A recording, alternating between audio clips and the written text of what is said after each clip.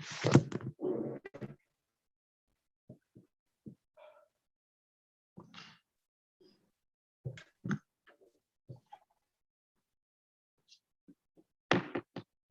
like to call the order the regular meeting for the Shafter City Council Tuesday, August the 17th, 2021.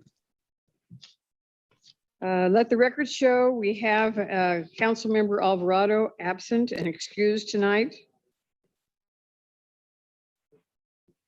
And I'm going to call upon Councilmember Lopez to lead us in the Pledge of Allegiance, and I'll do the invocation.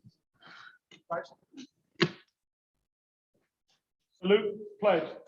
I pledge allegiance to the flag of the United States of America and to the republic for which it stands, one nation, under God, indivisible, with liberty and justice for all.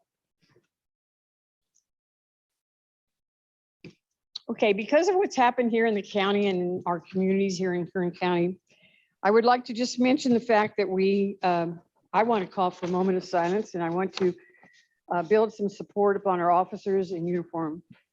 We can no longer take our safety for granted. We are blessed to have the finest who serve and protect our families and our businesses. So if you'll just join me in a moment of silence at this time. Thank you.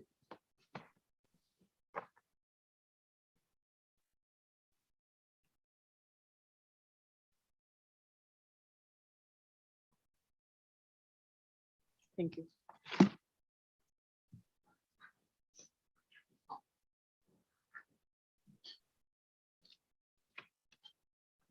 Okay, approval of agenda. I'll make a motion to approve agenda as read.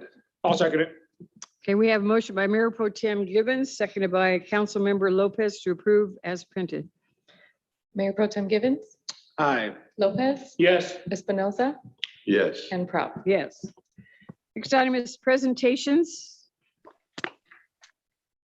Who do we have? Hey, Mayor and Council, we have numerous presentations of new employees this evening. First, I'm going to call Chief Zimmerman to make his presentations. Chief.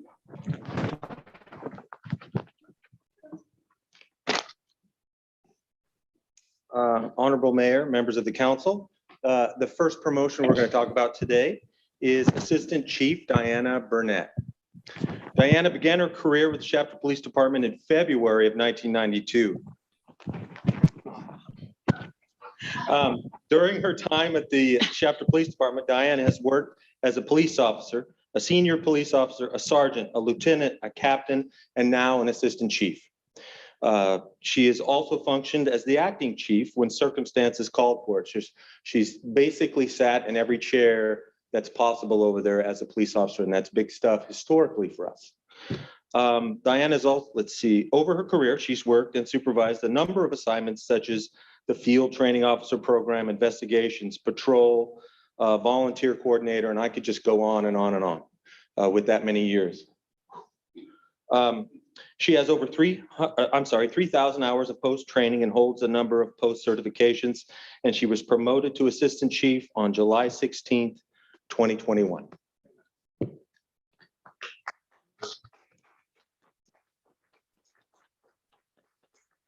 She did mention something about a speech, but I told her no. Well, I know she didn't even stand up. Come on. No. She doesn't do anything I say. It's not going to work. I know. But you know what, Chief? We got her up there. Yeah, there she is. That's for the whole World Wide Web to see right there. That's right. Next is going to be Lieutenant Randy Milligan. Randy was hired as a police officer with the city of Shafter in 2003. He brought 6 years of prior law enforcement experience with him. Over the last 18 years, Randy promoted through the ranks and was promoted to lieutenant on July 20th of this year. He's worked several special assignments over the years. As a patrol and senior officer, Randy worked in traffic. He was a fleet manager. He was a field training officer, and he was a canine handler with his partner, Dak. As a patrol sergeant, Randy worked as the department range master for many years, and he held the administrative sergeant position for 2 rotations. Randy has over 2,500 hours of post-certified training, and he holds a number of post-certifications and is a graduate of the Sherman Block Supervisory Leadership Institute. Very nice. Next up is Sergeant Phil Yoshikawa. Phil was hired as a police officer for the city of Shafter in December of 1997 after graduating the Fresno Police Academy. In 2004, Phil was promoted to the rank of senior police officer, and he was assigned as the school resource and dare officer. As a senior police officer, Phil was a field training officer, and in that capacity, he's trained over 30 of our police officers.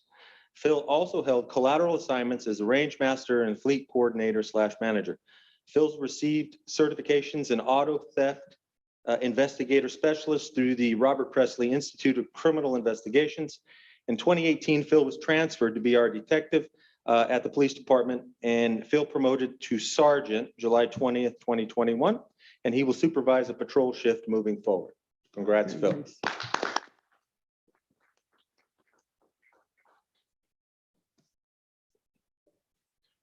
Okay, Senior Police Officer Marvin Gomez. Marvin was hired as a police officer with the city of Shafter in May of this year. Marvin brought 20 years of prior law enforcement experience, and he proudly served his country as a United States Marine. Right here. Marvin participated in Operation Desert Storm, and he worked various assignments in the 20 years at an allied agency, including patrol, academy instructor, honor guard, narcotics, gangs, SWAT, crisis negotiations, court services, and many others. Marvin served at the rank of sergeant for the last 9 years of those 20. And he was promoted to senior police officer on August 14th of this year.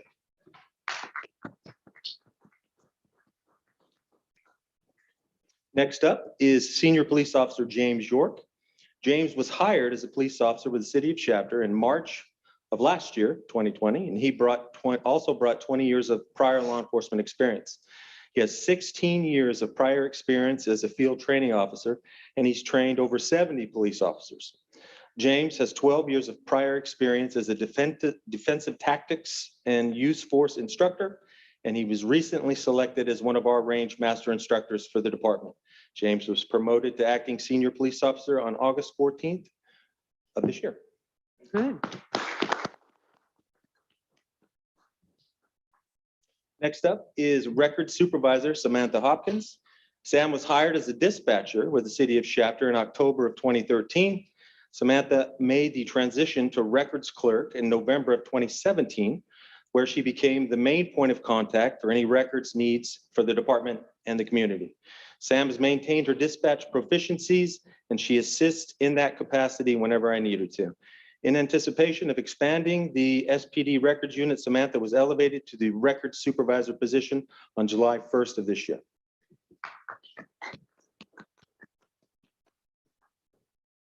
Next up is a new police officer, Dale Fry. Dale has lived in the Bakersfield area for the majority of his life. He attended Highland High School, where he participated in multiple sports. Dale attended a law enforcement academy in January of last year, 2020. So he has 1 year of prior law enforcement experience. Prior to the police academy, Dale had 3 years of correctional officer experience, which I can tell you is very valuable. Dale was hired by the city in June of this year, and he'll be moving to his second phase of field training. Great.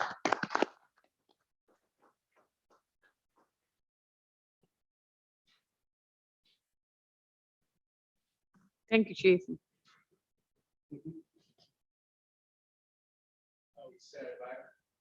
I always said there's a such thing as a reincarnation. I want to come back as a chief. So let me call up Steve Isselman. Steve, come on up. See, Chief, my staff does listen to me. All right, so I'd like to introduce our new planning director, Steve Isselman. Steve is a California native, born and raised in San Diego, schooled in Los Angeles, where he also began his career as a biologist and environmental planner. Him and his children moved to the Central Valley in 2007, where he continued his career as a project manager in the private sector for large environmental compliance companies. While in Bakersfield, Steve has been a member of a number of special districts, nonprofits, and service boards. Before coming to Shafter and joining our family, he was the principal planner for advanced planning with the city of Bakersfield. So quite a bit of years experience in long-range planning. He oversaw the general plan amendments, zone changes, and annexation efforts, among a array of other special projects. He is a proud father of two teenage boys and engaged to his loving fiancee, Becca. In his free time, Steve likes to play board games with his family and is an avid cook and enjoys gardening. So, Steve, welcome. I just wanted to say this is very short. I just wanted to say I'm very happy to be here. And I hope I can do as well as at planning this city as Wayne did in the past. And I look forward to the challenge. And thank you so much for inviting me and letting me be part of the family. Thank you. We'll help you. Thanks, Steve. All right. So it wasn't just the stars, it was the height too. I want from Chief. So next up is our new Administrative Services Director, Rogelio. Come on up. All right, Rogelio Roger Sanchez is a Shafter native. He's also a general. He's attended and graduated from Shafter High School. He's a graduate of Cal State Bakersfield and holds a degree in accounting. He's been married to his wife, Flora Maria, for 22 years, and together they are raising 5 children. Roger and his family currently reside in Bakersfield. He has over 20 years of finance and accounting experience in municipal government and ag business. He completed his MBA in 2012 from George Fox University in Portland, Oregon. And he has over 12 years of city municipal finance experience. And he's somewhat of a subject matter expert in Tyler Munis financial system. So he's a great addition to our team. So Roger, welcome in a few words. Thank you. I'm so glad to be here. I'm grateful for the opportunity and to be in Shafter, to come home. It's a wonderful opportunity. I'm grateful for this. Thank you. Yes, thank you for being here. All right, the next 2 individuals are a couple of individuals that when the pandemic hit, like a lot of our staff really stepped up and helped the city with a lot of information. And just through the pandemic itself, I would consider them to be battle-hardened professionals. So with that, let me first call up Rachel. Rachel was recently promoted to our community engagement manager position. She began with the city 6 years ago as an office technician in the human resources city manager office, and then subsequently promoted to administrative assistant to the city manager and a deputy city clerk. She most recently promoted to community engagement manager, and later this evening on the agenda, she will make a presentation on community engagement strategy. She's also served on the Shafter Chamber of Commerce for 5 years. She was born and raised in Kern County and Los Hills, California. She's been married to her husband, Adrian, for 19 years. Together, they have 2 children, Maya and Adrian, and they've lived in Shafter for the last 15 years. Outside of work, Rachel enjoys spending time with her family, traveling, camping, and the outdoors, fishing, kayaking, hiking, and walks. So Rachel. Good evening. I'm honored with this promotion. I will be learning a lot, as I've been learning a lot this past year, but I'm grateful for the opportunity and I thank you for your support. Good.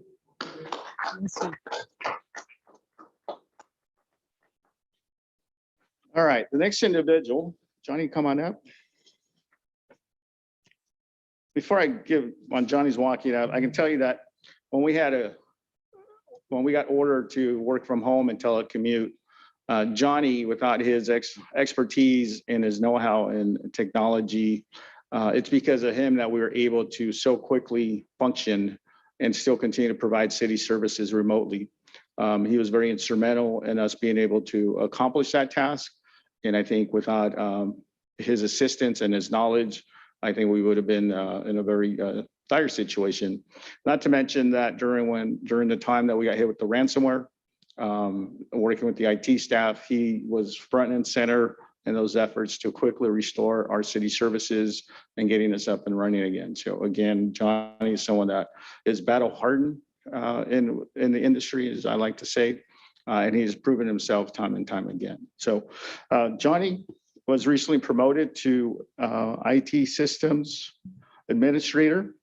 He began his career in the information technology field in 2004 for local company Rain for Rent while he also attended college. He brings over 17 years of IT experience. He's had the privilege to work both in the private sector and public sector, and he's been able to transition from help desk, IT technician, network technician, IT specialist 1 and 2, and now as IT systems administrator. He couldn't have met these challenges alone, as he's had support from his wife, Diana, and their 3 children, Natalie, Ariana, and Noah. He'd like to thank the city council and all of our city staff who have been very supportive and helpful throughout the years, but I'll let him say a few words. Johnny? Well, I know many of you already know me well, and I try to have a sense of humor in the workplace, because if you only knew the stress that it takes to keep our infrastructure up and operating at all times, you know, the ransomware attack, I tell people it took at least 3 years off my life. So- At least. and my hair. So I just want to let you know it's a privilege to work here in Shafter. I hope to continue to bring my expertise and my knowledge and to the many departments. That way Shafter can benefit. So thank you once again.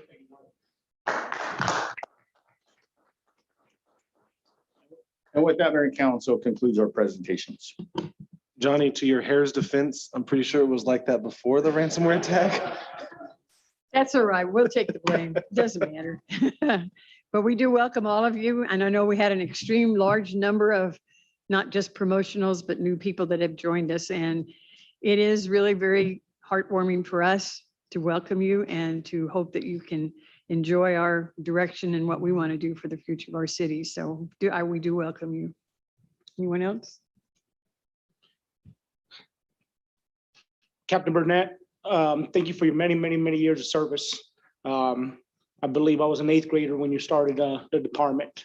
But thank you. You're an inspiration to all young women out there to go into this field, and nobody better. Along with everybody else that promoted, thank you guys for being part of the city of Shafter, and look forward to having many success with you guys, especially the new employees. Thank you guys for being here. I'd just like to say thank you to everyone for the long tenure of service, for all the promotions, congratulations, and for all the newcomers, welcome. Welcome to the city of Shafter. I too am a newcomer to the council. So welcome to the family. It seems like the more I get to know about the city, the more I'm impressed. So thank you for everything that you do. Chief, you got a great staff, and keep everything going. And congratulations, Diane. And I look forward to bigger and brighter things. Thank you. I'll echo the same sentiment. Very appreciative of folks wanting to come and join the city. To the new folks here, I promise you, Johnny's hair was like that before. We didn't do that to him. I promise you that. To those of you who are not Shafter grads, we'll forgive you one day. I'm not sure quite yet if we will, but it's an honor to have you guys a part of us. Some new faces, some we've seen many times before, and just thank you guys for being here. Okay, public comment time. I'm going to open the session up now for anyone who cares to address the council for anything that is not on the agenda, and try to limit your comments to 5 minutes. And so who would like to come forward? Anyone have anything they want to address the council?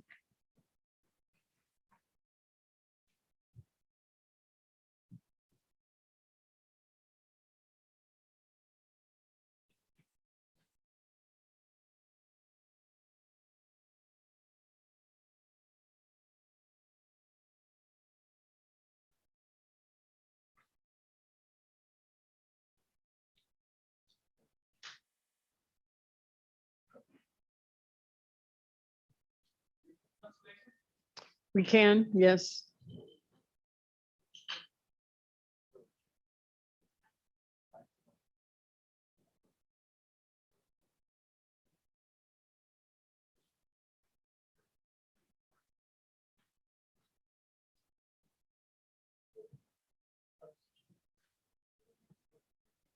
Need to turn on the mic. Sorry. Buenas tardes. Mi nombre es Anabel Márquez. My So- name's Annabelle Vasquez. Marquez, So- sorry. soy residente de aquí de la ciudad de Shafter por varios años She's been a resident of Shafter for several years. y colectamos firmas por las recomendaciones que le dimos para la planación de la ciudad de aquí de Shafter. Traigo 100 firmas, espero traer más para apoyar en estas recomendaciones que estamos poniendo junto con la planeación de la ciudad. So they've collected, ¿cuántos firmas? 100. 100 signatures to support the recommendations on the general plan amendment. ¿Alguien las And- recoge? Do I just give them to Yasmina? Okay. And they hope to continue to collect more signatures. And with that time, as they collect, they will bring them forward to the council.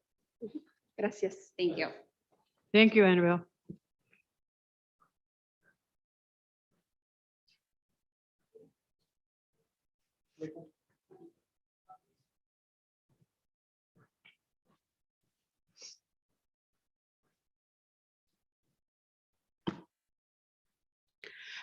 Buenas tardes a todos. Quiero hablar acerca de los pesticidas. Atrás de la casa donde yo vivo hay huertas de almendras y queremos saber cuándo sprayen los pesticidas. La notificación es importante para nosotros saber cuándo hacer nuestras actividades. Estamos haciendo esto ya hace más de 2 años. Estamos pidiendo esto. También quisiéramos saber si pueden poner árboles en la Shafter Avenida y en la Lerdo, porque eso tapa un poco el pesticida, se va a la tierra y la tierra con el tiempo hace microbio y eso es lo que da la fiebre del valle. Yo tengo mis nietos, mi nieta y mi nieto y mi esposo que les dio la fiebre del valle. Deja traducirle este Ajá. pedazo. Oh, ¿Cómo es que se llama? aquí atrás de mi casa, No, Felipa ¿cómo se llama? Trujillo. So she's here regarding a concern behind her house. She has some almond trees and her concern is the pesticides. She's saying that she would like for them to be notified with time when they're going to be spraying pesticides out in that field. Her concern is also, ¿dónde quiere los árboles? Shafter Avenue, ¿qué? Sí, en la avenida, en Shafter Avenida y en la Lerdo. So Shafter Avenue and Lerdo, she would also like some trees Eso cubriría también. to help cover with like dust. Her main concern is valley fever. She has some family members that have already suffered from valley fever, so that's one of her main concerns. Yeah, thank you. Gracias. Shafter Avenue and Lerdo. At the Shafter business Avenue, part, La where Lerdo. Sí, that's the fast trip, Taco Bell, That's the McDonald's. That's 5 points, 5 correct? Es Shafter Avenue y Lerdo Y es Lerdo, sí, porque donde está la fast. es donde están las viviendas y allí cubriría un poco. En esas avenidas hay muchas huertas y hay viviendas. Hay casas. So she's talking about the houses that are around Shafter Avenue and Lerdo. Pero está hablando de donde está la fast strip, porque la Lerdo y la Shafter Avenue es donde está la fast strip y el McDonald's. I'm Sí, only no, asking, pues ¿dónde está? A la salida, donde están las huertas. So Como Shafter para allá Avenue de La y Los Popla. Ángeles. Sí, como para allá de Los Ángeles y para allá de La Popla. So from Shafter Avenue on side of Popular and ¿qué era la La otra? Popla. La Poplar, Ajá. Y acá para yendo al 99, going to 99 por la Lerdo, la Ler. off of Lerdo. Thank you.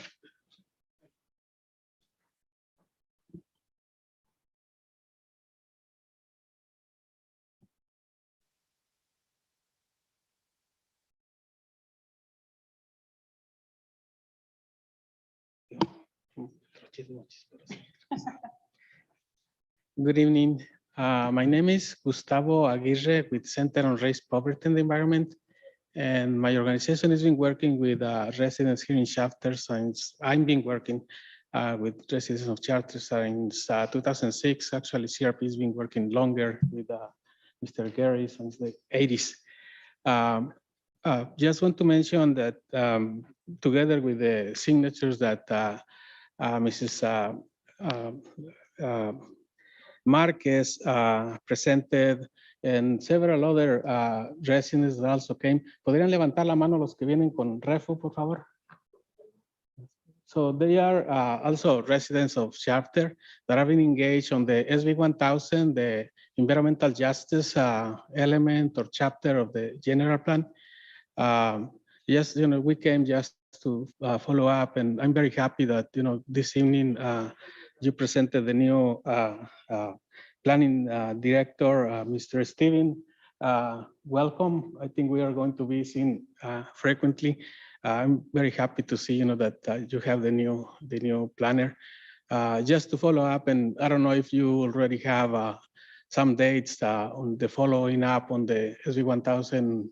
I understand that, the new planner may not have enough time to work it out. I don't know, but, that's one of the questions that we have, if the city already have any dates for any community meetings or hearings about that topic.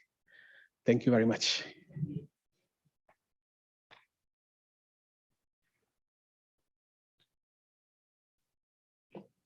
Anyone else have anything they want to bring forward?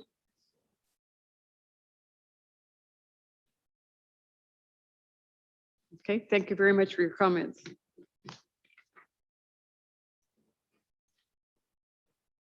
Close the public hearing then, or the public comment time. Council announcements and reports. Did you have anything you wanted to report? I know school is back in session. Tomorrow officially kicks off Chapter High. Grimway's been in. I think Richland kicked off Monday, or it is tomorrow as well. For some reason I was thinking Monday, but just be cautious on all those traveling through that area. It's going to be very crazy and very busy, and not everyone's driving school buses anymore. So a lot more cars are going through those parking lots, and I know it gets really hectic. So just be cautious on your way through. I would suggest leaving a little earlier rather than later if you need to go through Lerdo or if you're going down Shafter Avenue. So have a lot of caution there. That was for you, Chief. I gave an announcement just for you. You didn't even know it was happening, did you? And then I just want to say, we did our children's theater did a very successful play over this last weekend. We did opening of Peter Pan, and it seemed like it went really, really well. And for those of you who supported and were a part of it, I appreciate that. We thank you very much. It's for really our incoming first graders up to the 8th grade, but we're opening it up this next coming year, and we're bringing in kindergarten and doing some new programs. So if you have little ones who want to participate or be a part of it, or you have older ones and age doesn't really matter at that point, want to be part of our young adults, let us know. We'd love to have you join our team, and looking forward to the stuff coming up. That's all I have. Good, thank you. Mr. Caesar? I have nothing to report this time. All right. Pete? No, nothing to report. Thank you. Okay, I have a few things that I'd like to say. We did have an open house at our own local library with the BC, Bakersfield College came in and had invited students or prospective adults who wanted to be involved in some classes, and they did have an excellent turnout, and I had a chance to meet with the people that were organizing all of the programs over there. Also, I want to say with the Peter Pan event, it's something that's been going on for almost 30 years now, I believe, 31 years? 26, well, I went a little high, but anyway, they've always performed, and you know what, Chapter is very fortunate because we have just young people that have grown into adults that we can now have continue to spread the arts and to be part of our community and giving us entertainment that is really outstanding. I mean, these kids could sing, they could dance, they could act. It was just outstanding, sold out for 3 different performances. So it says a lot for our community. So I thank you, and you can spread that with the rest. I did attend another meeting on August the 9th for AB 617. It's a pilot project that we do here in Shafter, and it's to bring in some funding for the local programs that are available that we can expand and improve our air qualities. Also, I was able to join couple of our staff members, our economic development, as well as our city manager, and toured out at the wonderful industrial project area. We did go into Amazon. They aren't operating full time, but there's lots of employees out there, and it's absolutely amazing. We even got to see them unpack these little robots. They're like little chairs. They're not a balloon type robot, but absolutely amazing and exciting what they have planned and what they can do to help us in getting products as quickly as we can to everybody, because they will process such a huge amount that robots to handle, as well as the humans that handle out there. Also went into the amenity center, which will have classrooms, and they will help to get our employees out there when they're recommended to go there for classes, as well as operate in the lab that's going to be set up. Just a plus. And the fellow that was in my cart that took me around said not all industrial parks have this available, and we are really ahead of it to be ready for our employees that are going to be coming into the area. Also, I did represent the council out at Maple School, and I want to share with you because Maple School was built in 1910. And just to bring you up to speed, Shafter was founded in 1913. So it shows you, as the families came into this area, they quickly knew they needed a school, and it was out on Laredo Highway at Palm. And they operated there until 1962, and then it burned and they relocated then on Fresno Avenue. They had some current issues in the building as well as the structure, and everything had to be torn down and replaced. So it was really exciting to me to represent our community when we did groundbreaking about 3 years ago. And then this week we were able to go out and have the ribbon cutting, and it was really, really an exciting time, not just for their families out there, but we service students that are in the community, and it's really, really very exciting. Also, they recognize Woody Covart, and I think most of you know that Woody had retired from Kern High School District.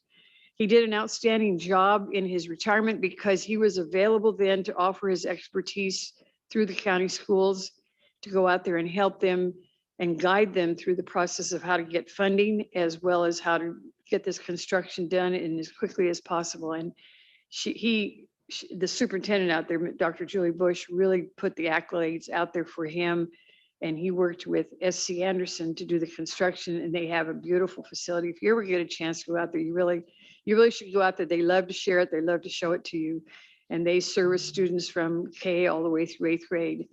And many of them then come on and go into Shafter High School. Also, we attended the Kiwanis Luncheon, which was this past Friday. And we had teachers and administrators that were introduced to the community from the elementary school of Richland, as well as the Grow Academy, as well as Shafter High School. And I was excited, and I think the rest of us were excited to be there just to say welcome to our community. And they made the right decision to come here for the growth and for what we're doing in Shafter. Also, there was a backpack drive for Healthy Start, and it was organized with Assemblyman Rudy Solis as well as the Shafter Lions Club, and it was on Saturday from 9 to 12. And you could bring in backpacks and school supplies, and then Healthy Start will issue them out. Matter of fact, I think they did it today because they had parents that were already showing up that needed to have some help from their supplies that we were able to donate. So that was another good project. And then, of course, today we did have in City Hall, we welcomed our new staff, and it was really exciting to get you to come again tonight so that we can have you on publicly and show everybody in our community exactly what we have new and up and coming for our community. So welcome again. That's all I have. Okay, we'll move on to consent calendar. Now, before I ask for a motion, I want to highlight some of the projects that we have listed on here. We have regular checks, payroll, overtime report, and minutes that were for August the 3rd. Number 5 item is special events permit, which is for the Shafter Missionary Baptist Church for a promotion rally at Veterans Park, October 23rd, from 10 a.m. to 2 p.m. Also, number 6 is to authorize the city manager to execute the amended professional service agreement with Coffin Associates for the SEIU compensation study. Number 7 was to approve 1 container lift machine as surplus property and authorize the sale of that equipment to Pacific West Systems, and we'll sell it for $280,000. Also, number 8, we are going to ratify the cell tower lease agreement, and the tenant that owns that and we'll work with is NCWPCS MPL. Also, adopt resolution number 2824, which is authorizing the city engineer to execute the right-of-way certificates for Zirkle Road north of Bryant Kern Canal. And we're going to surface 3,500 feet of project on the street, on the lanes, and it'll cost us $496,000. Number 10 is to adopt resolution number 2823, which for the city of Shafter to be included in the 2020 Kern Multi-Jurisdictional Hazard Mitigation Plan update. And this has been going on for a few years. There were 10 cities involved in it, 10 school districts, 27 special districts, and many, many organizations in Kern County. And Shafter was participating in that. So it's countywide and it's really a good updated. Matter of fact, that's the biggest item we have on our agenda today.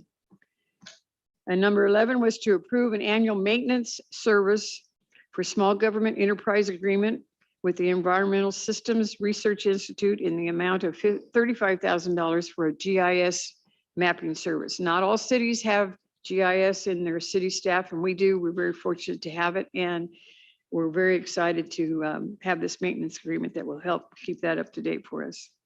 Any questions or comments on any consent items? Call for a motion. Make a motion to approve as read. I'll second it. Okay, we have a motion by Mayor Pro Tem Givens and seconded by Councilmember Lopez, or Lopez. Mayor Pro Tem Givens, Yes. Lopez. Yes. Espinoza, Yes. and Prout. Yes. Okay, the first item on the agenda for public hearing is the Don Pepe's Bar and Grill mural project continued from 2 weeks ago. Sorry, Mayor and Council, we have Suzanne Forrest, our senior planner, on Zoom to make the presentation. There she is.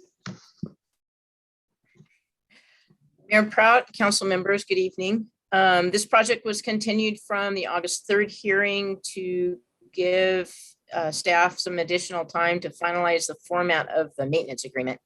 The project is a proposal from Pedro Flores requesting that council approve a new mural to be painted on the north side of the Don Pepe's Bar and Grill building, as well as to retroactively approve 3 existing murals that were painted on the east facing wall of the building. The existing murals depict a potato harvest with a vintage truck, some dancers, and a vineyard scene framed by fruits and vegetables. The new mural is a woman cooking in front of a landscape of flower fields and a village in the background. The installation of the murals has been commissioned and funded solely by the applicant. The mural committee, consisting of Mayor Prout, Councilmember Lopez, and myself as the designee of the planning director, met with the applicant on June 10th of this year to discuss the request. The committee reviewed the designs and determined that they could be recommended for approval by the council, subject to the removal of some decals that are on the window that's located below the new mural. The applicant agreed that the decals could be removed and that it would help to not distract from the artwork. In addition to council approval of the mural designs, the municipal code requires the city and the building owner enter into an agreement for the long-term maintenance of the artwork.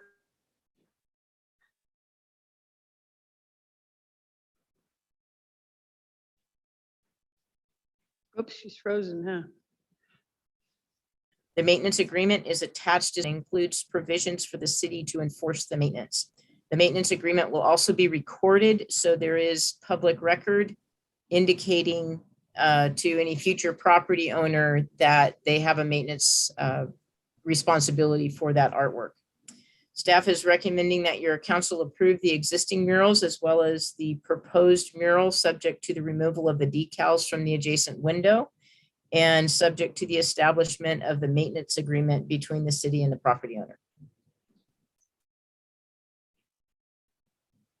Okay, we've heard the report. At this time, I'd like to open the public hearing for anyone who cares to address the council for or against any comments on the mural project.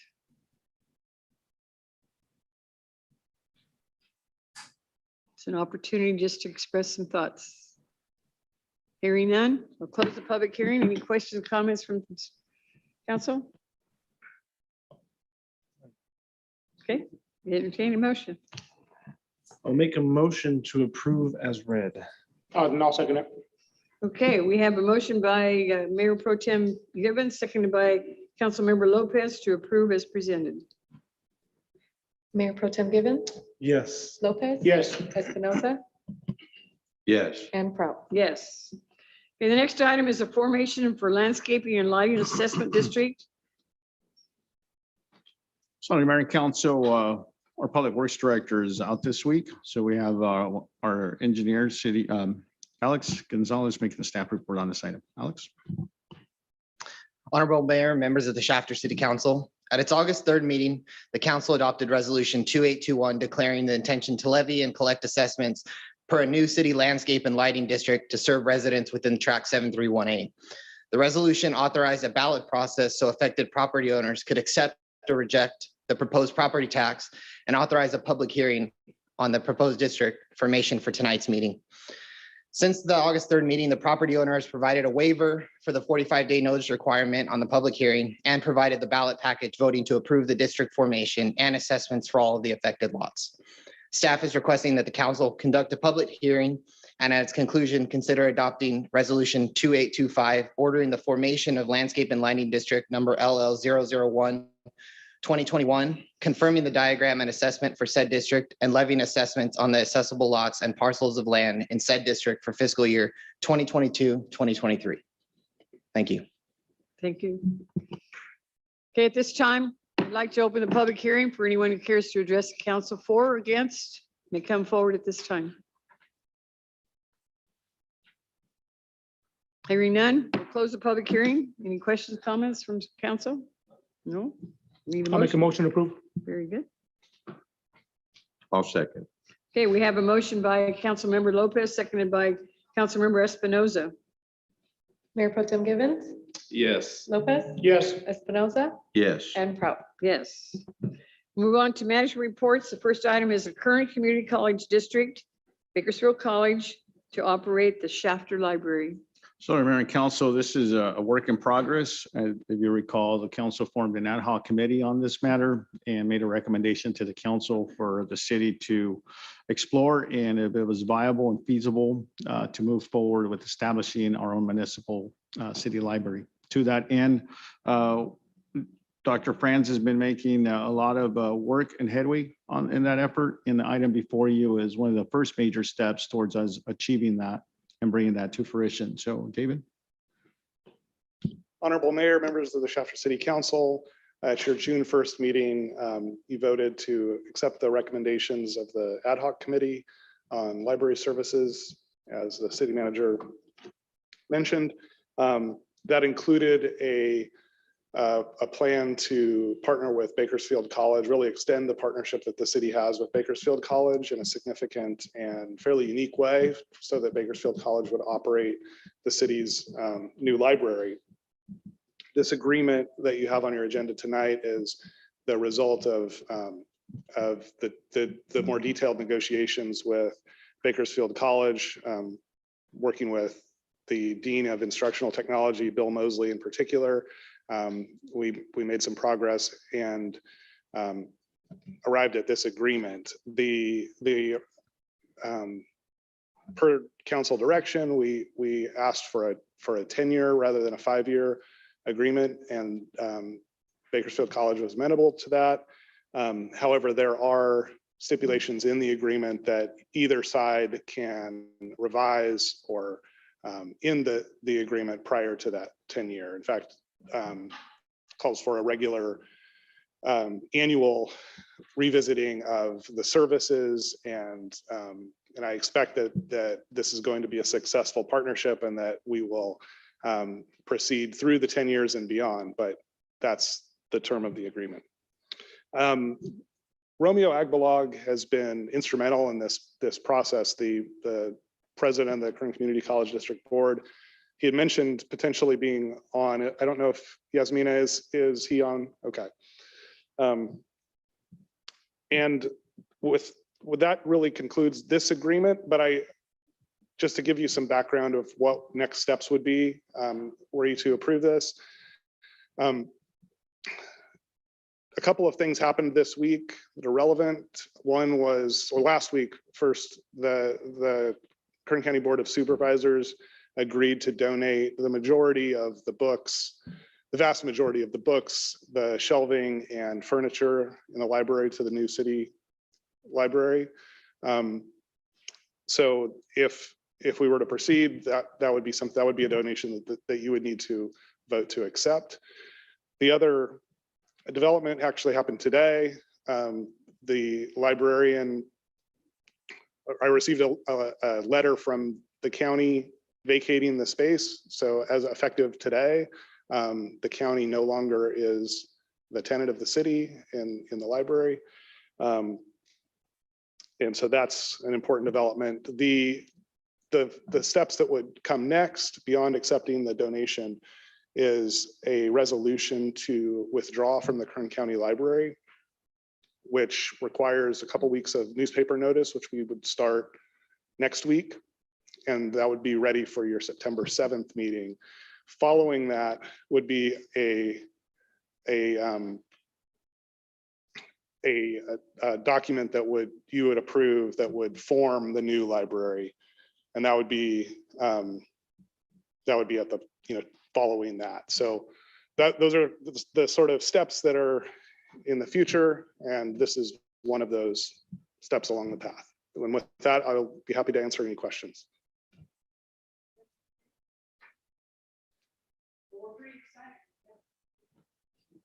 We are really excited. I mean, we've talked about this for so long now and we're moving forward. So it's a winner. Dave, you're doing a great job, you and your Yes. staff, and it's a great step in the right direction. I'm glad to see this taking fruition. Thank you. I'm happy to see everything moving forward. And when we clear these last hurdle, are we gonna do like a big hoopla for it? We certainly will. I think that it's going to be a transformed building. We have some other things going on with the expansion, and it's going to be, I think it's Learning Center 2.0 is what we're calling it internally. And I think it will be visibly different and will be really exciting. So yeah, we'll have a big party to celebrate. I'll look forward to that. Thank you for all your hard work. Thank Yeah. you. Do you by chance have a timeline right now when that's gonna be done? You know I was gonna ask that, right? Of the expansion, you mean? Or the Well, not the library? expansion of the library, because at this point, the library is theoretically closed. Learning Center is open, but the Right. library piece is closed. Right, so the date that I would say the fall. Now, if everything goes quickly, it could be earlier in the fall or later in the fall, depending on how things proceed. Right now, the legal steps are the ones that we're moving forward. There are also operational steps. And then there's going to need, Bakersfield College is going to need to hire someone to come staff the facility. There's a few of those kind of operational steps that'll need to be done. I think we should be able to get through the legal steps earlier in the fall.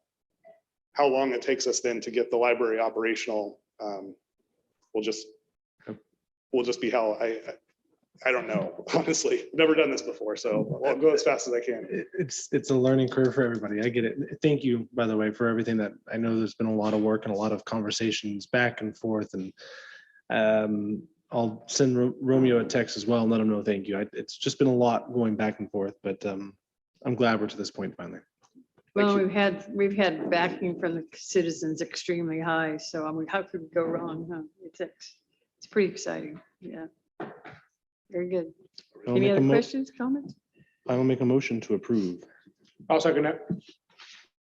Okay, we have a motion by Mayor Pro Tem Givens, seconded by Councilmember Lopez to approve to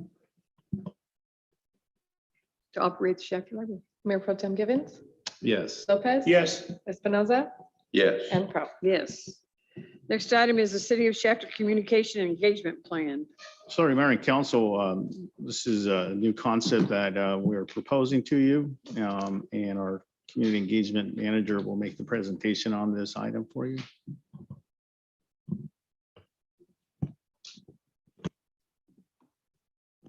Good evening, Honorable Mayor and members of the City Council. Before you tonight, we have the city's first ever communication and engagement plan, along with a toolkit to go with the plan and an action form. I'm going to do a simple presentation just to highlight some of the main highlights of the plan. So what is community engagement? This plan is designed to help our city staff guide them through the process, improve effective communication, and strengthen the variety of ways we engage. By engaging our residents, we increase communication through the simplicity of language, understanding our public's values and ideas, encouraging their participation, enhancing our capacity as city leaders to make well-informed decisions and bridge any gaps and build trust with the community and increase collaboration and unified support for a shared vision of Shafter. Our strategy will be simple. We will ensure commitment by staff to engage with the community in the decisions that will affect them, provide consistent and flexible processes for staff and guide them with the most appropriate methods and levels of engagement. Develop trust and confidence with the community and our stakeholders and build long-term relationships and commitment. Increase community input with regards to key decisions and planning moving forward.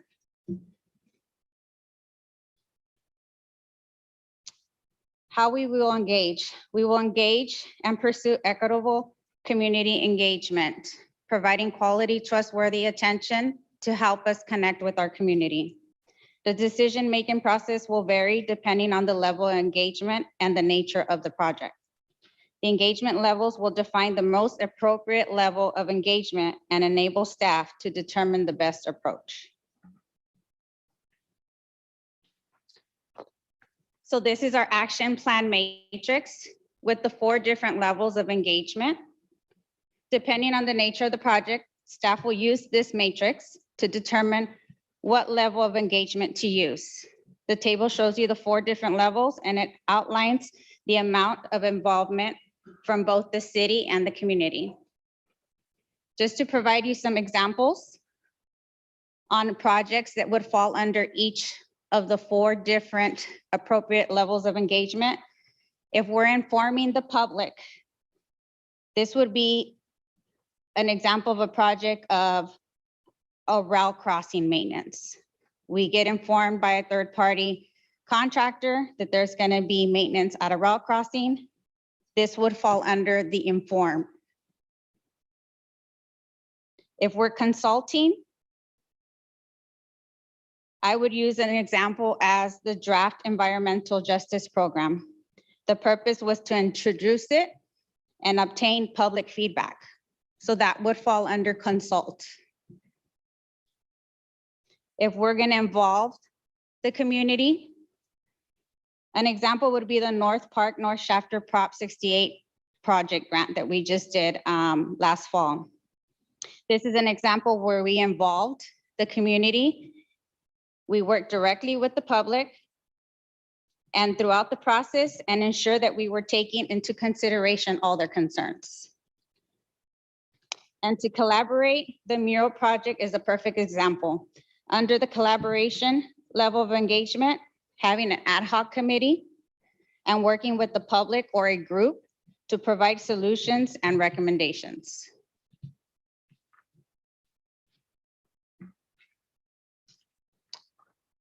Also, what we've added, which you didn't see in the draft that we sent you guys a couple months ago, is a hybrid option. So that's on the bottom. That is an option moving forward now that we've gone through COVID. Depending on the nature of the project, we can't always reach our entire audience in person. So that is an option for staff to consider when working on a specific project and we're trying to engage with a specific area of residents, is to consider doing a hybrid engagement where we do an in-person and maybe a Facebook Live, a survey, something that's virtual to engage those that cannot participate in person.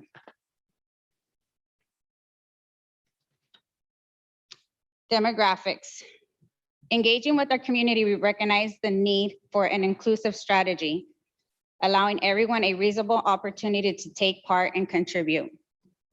Giving language, ethnicity, age, special consideration during the planning stages for a specific project, consideration should be given to determine the possible ideas for engaging with an inclusive approach within these areas.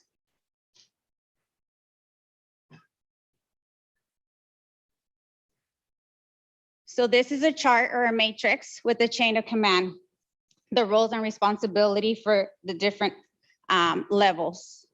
So the notification level matrix will help staff determine and follow the chain of command and who needs to be involved with this project. Depending on the nature of the project, communication initiatives and projects with less impact that are non-controversial or low public interest will be part of existing day-to-day service. Any initiatives or projects with large impact, potential for controversy, or high public interest will be developed and coordinated with the department head, myself, and overseen by the city manager.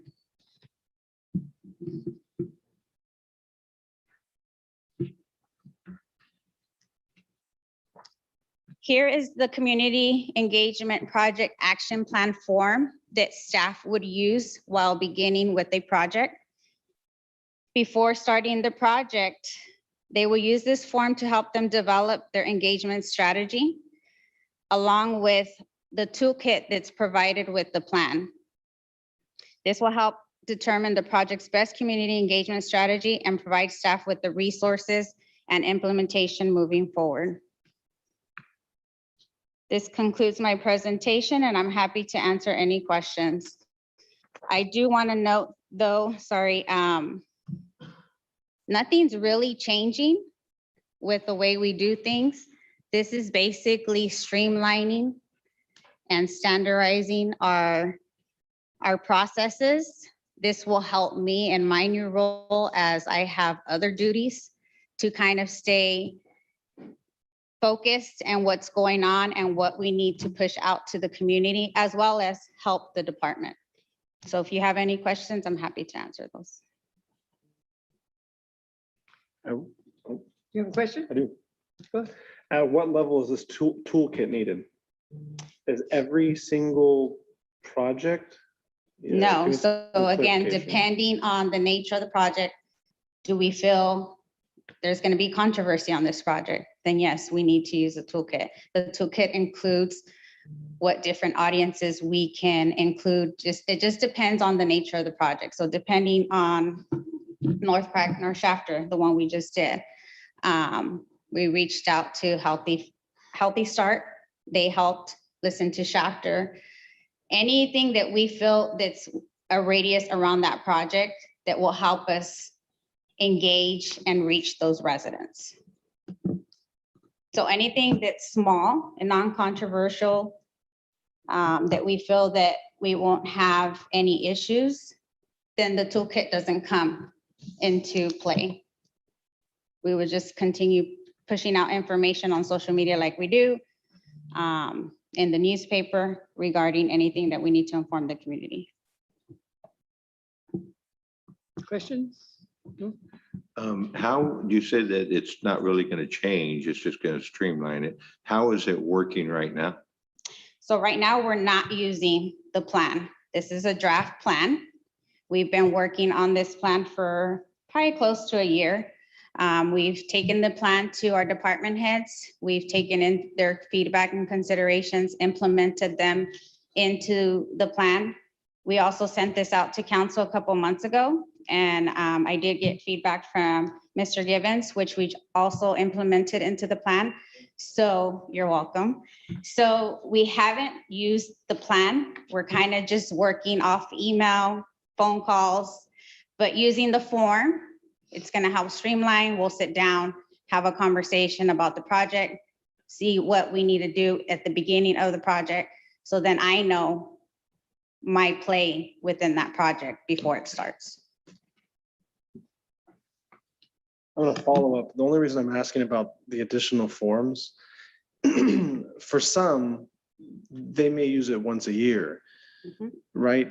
David may be using it for this one key project we have going on at the Learning Center, and it may be a one-time deal where someone like Dennis may be using this every 5 minutes.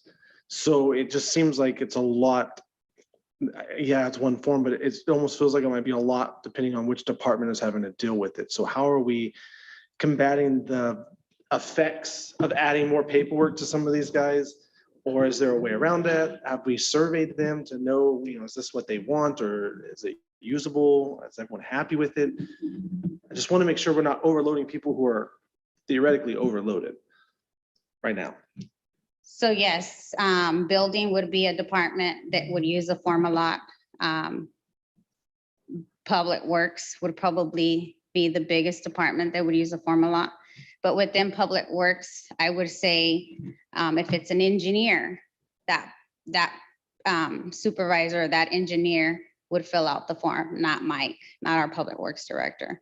If it's something within Public Works, then, and we've talked about this in our staff meetings, then it would be something coming from Marcos or maybe Gibson. So it's not going to always be the same person within the large departments, and I hope it's not always the same person. But then again, they can delegate that to maybe their assistants in the office. But we can certainly survey our staff. Just Mayor and Council, Councilmember Mayor Pro Tem Givens. Our directors did provide input. They had several months to review and provide input. And I think Public Works will probably be the one department that probably uses it the most. Dennis, from the building inspection side, probably not as much in terms of on a regular basis, because it's not really project related in terms of like information that we have to push out to the community. We are already doing that, as Rachel said, more on an informal basis. So to give an example, like Public Works pushes out information whenever we're doing road construction. So like with James Street. It's more of a checklist, if you will, to make sure that we're capturing the details of the project, a schedule. We are, staying out in front of that to keep the community informed. There's going to be road closures, there's going to be detours. If other utility companies are going to be also doing work, to let the community know. So informally, that's already taking place. This just kind of standardizes it to give us a checklist more or less to make sure we're thinking of everything we can possible to make sure that we are keeping the community informed in that regard. For the groups with third party, you're talking like BNSF. Are we filling this form out for BNSF, or this is just coming to your desk, I presume, and an announcement goes out? Correct. So anything third party, like the rail crossing maintenance, as an example, that falls under the level engagement and form. All we're doing is informing. The third party company will inform either Letitia, it'll come to Mike, Gibson, Marcos, and they push that information down to me. We're just pushing that information. They're not filling out anything. That's a day-to-day process. Gotcha. Thank you. Mhm.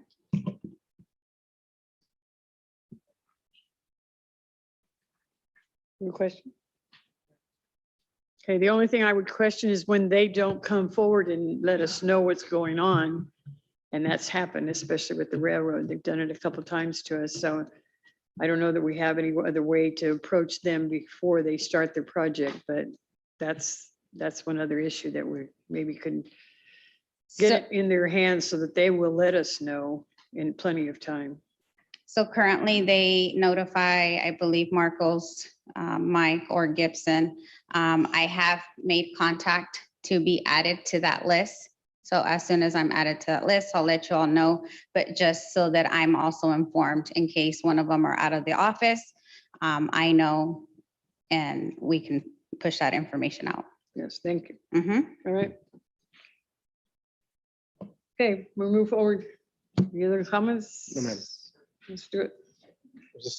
Is this needing approval or is this just for So the information? mayor and council, if there's nothing further and the plan is acceptable, it'll be flexible. So, we'll adjust to it if we need to as we proceed, but we are asking for you to adopt. So we would need a motion for that. Yeah, I'll make a motion to approve. I'll second it. Okay, we have a motion by Mayor Pro Tem Givens, seconded by Councilmember Lopez. Mayor Pro Tem Givens, Yes. Lopez, Yes. Espinoza, Yes. and Prout. Yes. Okay.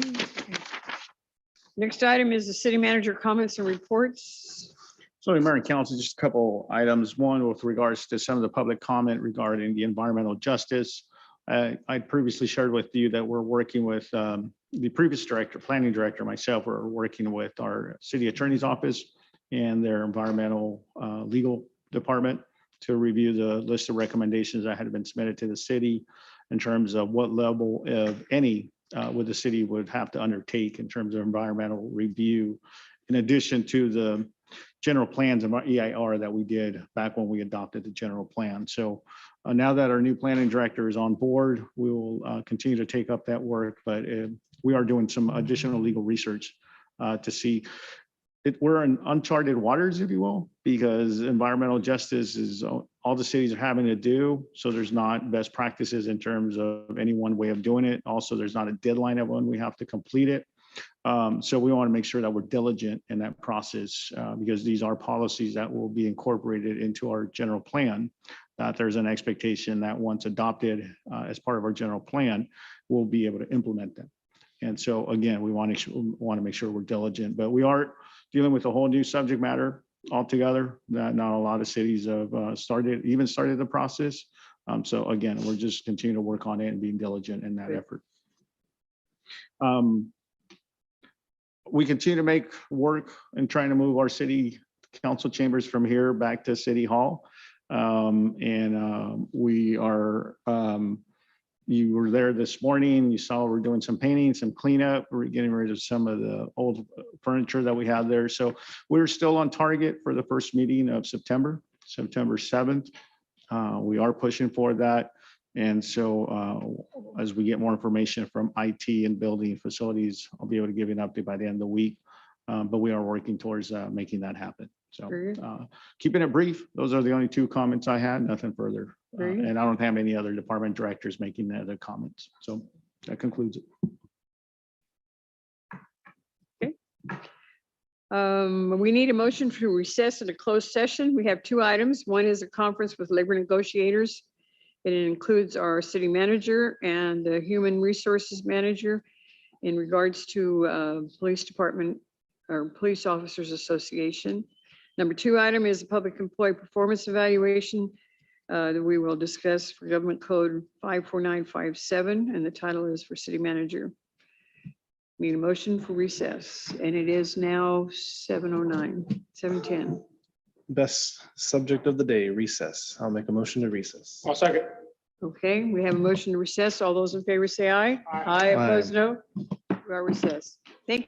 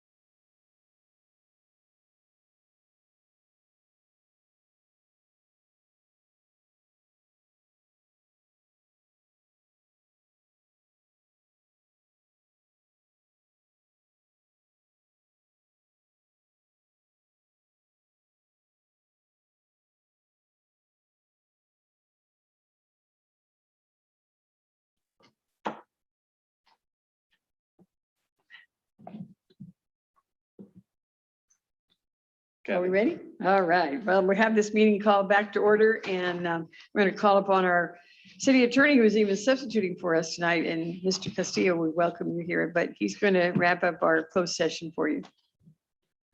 The city council met in closed session and took no reportable action. That was. Very good. Need a motion to adjourn? I'll make a motion to adjourn. Okay, we have a motion and a second. All in favor, say aye. Aye. Okay, we are adjourned.